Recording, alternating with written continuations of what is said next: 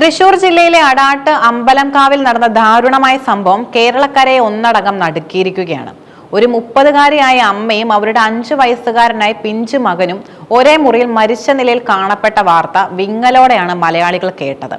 ശില്പയും മകൻ അക്ഷയ്ജിത്ത് എന്നിവരുടെ വേർപാട് ഒരു നാടിനെ മുഴുവൻ കണ്ണീരിലാഴ്ത്തിയിരിക്കുന്നു.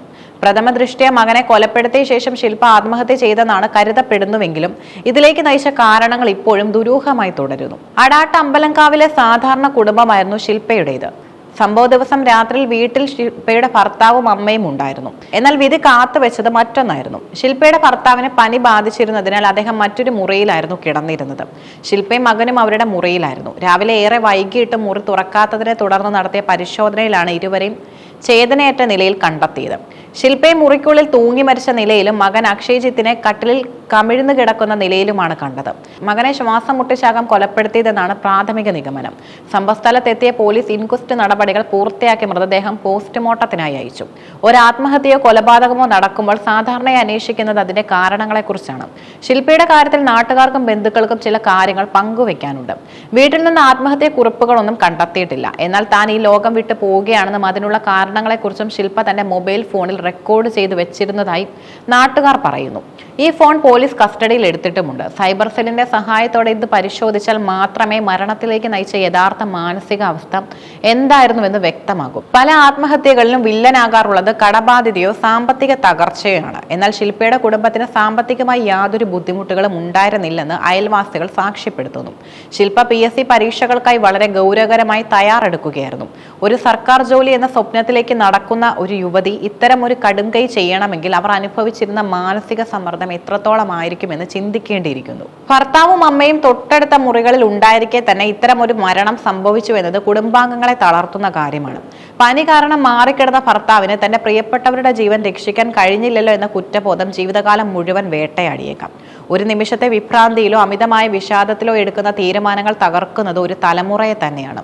5 വയസ്സുകാരനായ അക്ഷയ്ജിത്തിന് തന്റെ അമ്മ തന്നെ കാലനായി മാറിയത് എന്തുകൊണ്ടായിരിക്കാം എന്ന ചോദ്യം ഉത്തരം കിട്ടാതെ അവശേഷിക്കുന്നു. ഈ സംഭവം കേരളത്തിൽ വർദ്ധിച്ചു വരുന്ന വികസിത ആത്മഹത്യ അഥവാ കുടുംബ ആത്മഹത്യകളുടെ ഗണത്തിൽപ്പെടുന്ന ഒന്നാണ്.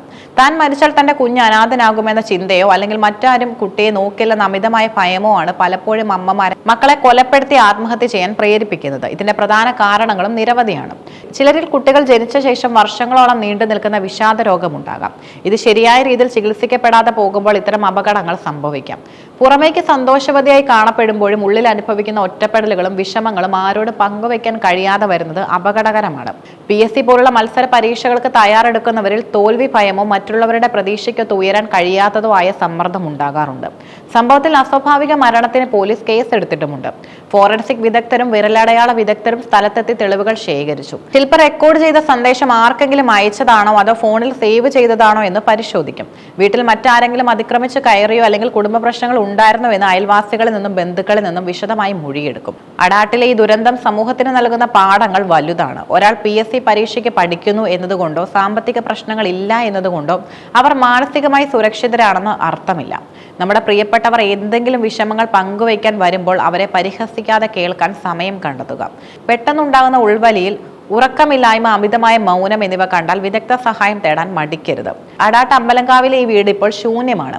ശില്പയുടെ സ്വപ്നങ്ങളും അക്ഷയ്ജിത്തിന്റെ കളിച്ചിരികളും ആ മുറിക്കുള്ളിൽ അവസാനിച്ചു. സാമ്പത്തിക ഭദ്രതയോ വിദ്യാഭ്യാസ യോഗ്യതയോ ഒന്നും ഒരു മനുഷ്യന്റെ മാനസിക സമ്മർദ്ദത്തിന് ഗ്യാരണ്ടി നൽകുന്നില്ല എന്ന കൈപ്പേറിയ സത്യമാണ് ഈ സംഭവം നമ്മെ ഓർമ്മിപ്പിക്കുന്നത്. പോലീസ് അന്വേഷണം പൂർത്തിയാക്കുന്നതോടെ കൂടുതൽ വ്യക്തത വരുമെങ്കിലും നഷ്ടപ്പെട്ട ജീവനുകൾ ഇനി തിരികെ വരില്ല. ഇത്തരം ദുരന്തങ്ങൾ ആവർത്തിക്കാതിരിക്കാൻ അയൽക്കാരും വീട്ടുകാരും തമ്മിലുള്ള ബന്ധങ്ങൾ കൂടുതൽ ദൃഢമാക്കേണ്ടതുണ്ട്. മനുഷ്യനൊപ്പമുണ്ടെന്ന തോന്നലാണ് ഏറ്റവും വലിയ സുരക്ഷ.